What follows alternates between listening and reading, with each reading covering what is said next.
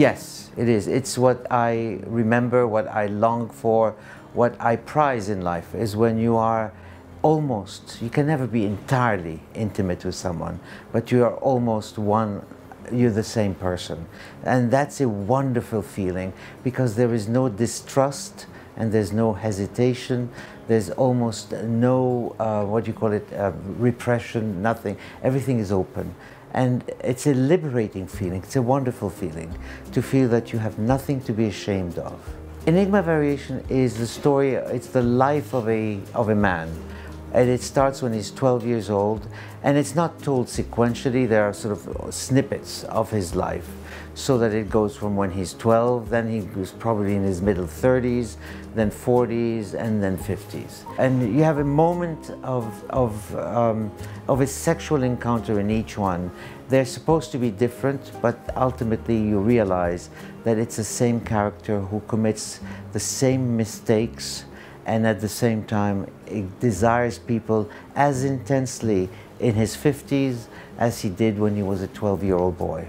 You do, because in essence, I believe that whoever captured your desires the first time has created a template in your head or in your heart, whatever. And you basically, this is how you read encounters with other people in the same way. So they have defined you, or you have defined yourself through the first encounter, and you seek this first encounter for the rest of your life, or you commit the same exact mistakes that you committed the first time. That is exactly why I called it Enigma Variations, because in music, when you have a theme and variations, the composer always states at the very beginning what the theme is, and then he composes his own variations. I believe that what we have in this book is a series of variations on the same exact theme. The problem is we don't know what the theme is. And I think our life is what it is because we don't understand what the real theme of our life is. Maybe there is no theme, but certainly it remains an enigma throughout. And even when I'm speaking about my father, even as he was dying, he was still uncertain of what the theme of his whole life had been. We don't know. Many things, you can see many things about my father in my writing, because my father was the person who introduced me to the very best literature there is. And among them, the person that he loved the most was Proust. And of course, I should have rebelled and hated Proust, but as soon as I read Proust, I said, my God, this is me. I love this. My father is right again. And so the writing that I've done is in many ways an attempt to speak to my father and to tell him, look, I am trying to write like Proust. I hope you are happy. It's not a good thing psychologically, but aesthetically it works for me. Yes, desire is basically, first you breathe, then you eat, and then you have desire. If you don't do any of those three, you shouldn't be alive. But you have desire, and desire is a very difficult thing to map out. Most people say, I desire X, not A, B, C, D, E. I think that our desires are totally amorphous. They change all the time. We change all the time, and therefore we have no idea of what it is that we desire. We do know when we see it, but sometimes we don't desire it the next day. We desire it the third day. We hope never to desire it again, but we do, and we come back to it. It is a form of obsession. We can't let go of desire. And desire essentially defines who we are. We don't define our desires. They define us. But at the same time, desire can be a terrible thing because it can make you misbehave in social circles in terrible ways. You don't want to do that. So you try to master your desires. And of course, desire makes you want to seek out someone. It's okay, I think, many times. It's not always okay. If I desire the wife of a friend of mine, that's not okay, okay? But if she desires me and so on, who knows what will happen.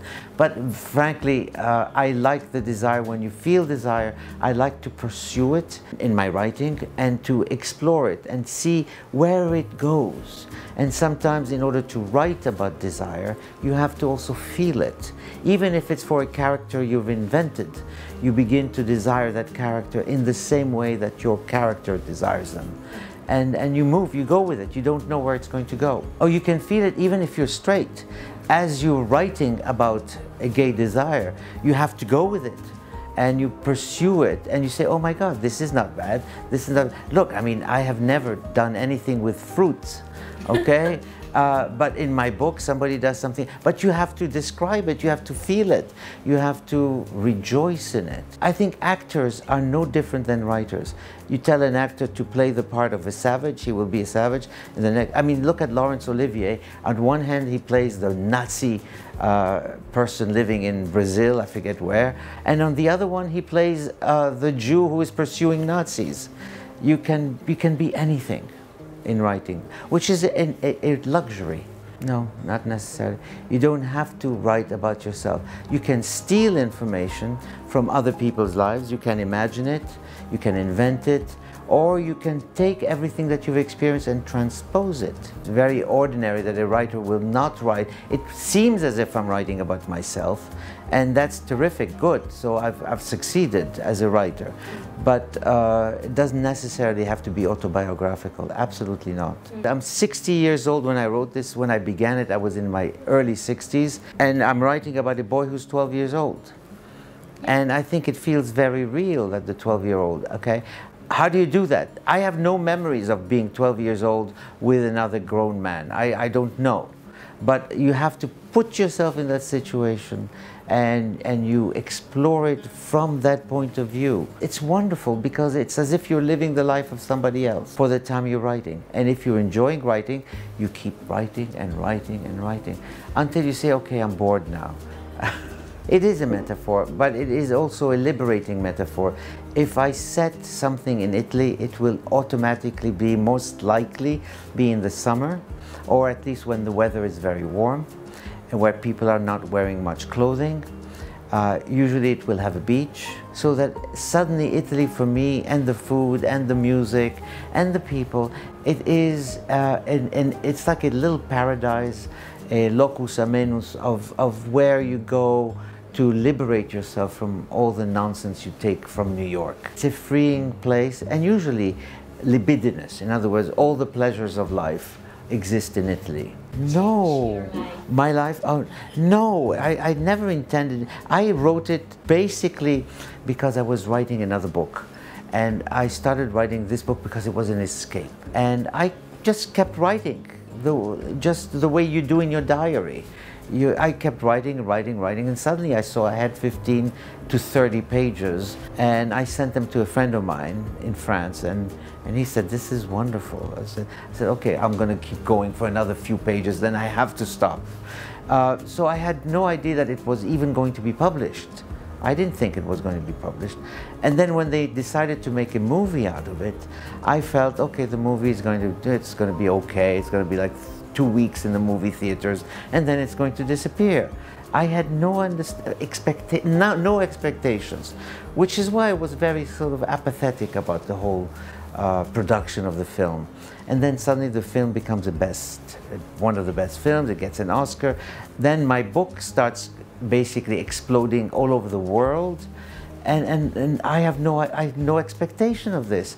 So there's a part of me, as you probably heard me say many times, a part of me is totally stoic about it. It's nice, I can see the part, but I don't rejoice it. I'm not a movie star. I don't walk in the street with sunglasses. You know, no, this is not me. I was in the movie, but I didn't take it seriously at all. I didn't know I was going to be in the movie. They said, come on the set. I said, okay, I'll go to see how the film is. Then they said, what's your size? I said, why? I thought, when he said, you know, there's going to be music, I said, which music? I expected classical music. He said, Sufjan Stevens. I said, oh yeah, good. I had never heard of Sufjan Stevens. And then the crying, but I thought the ending was very powerful. I think it is unique in the history of cinema to have a scene like that goes on for 4.5 minutes with the credits in the background and nobody is moving.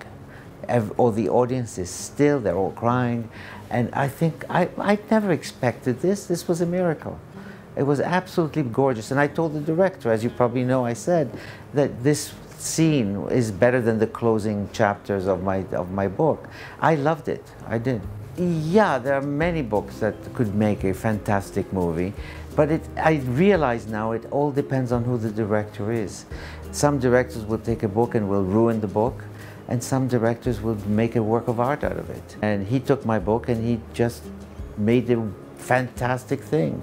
No, I didn't want to finish it. I didn't know how to finish it. So I just put an ending, then I put a new ending and another ending, and I gave it to the publisher. The publisher says, yeah, this ending is okay, but it's not fantastic.